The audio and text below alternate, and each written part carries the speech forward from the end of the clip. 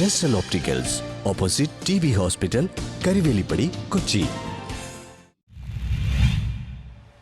Aster മെഡിസിറ്റിയിൽ നിന്ന് പുതുജീവിതത്തിലേക്ക് നടന്നു കയറി ജിതിൻ.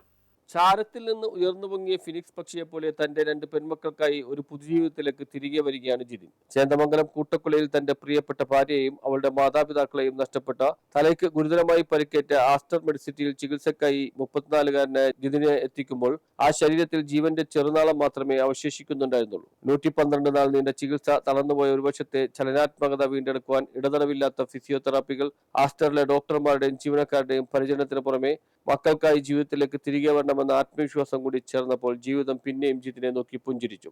കഴിഞ്ഞ ദിവസം അമ്മയ്ക്കും പ്രതിപക്ഷ നേതാവ് VD സതീശനൊപ്പം ചേർന്ന് നിന്ന് കേക്ക് മുറിച്ച് ജിതിനെ ആശുപത്രി വിട്ടു. ജിതിനെ ചികിത്സിച്ചവരും പരിപാലിച്ചവരും ആ നിമിഷത്തിന് ആനന്ദത്തോടെ സാക്ഷിയായി. ജിതിന് പുതുജീവൻ നൽകാനായി അഹോരാത്രം പരിശ്രമിച്ച ആസ്റ്ററിലെ മെഡിക്കൽ മാനേജ്മെന്റ് ടീമിലെ എല്ലാവരെയും അഭിനന്ദിക്കുന്നതായി കേക്ക് മുറിച്ച് സന്തോഷം പങ്കുവയ്ക്കവേ പ്രതിപക്ഷ നേതാവ് VD സതീശൻ പറഞ്ഞു.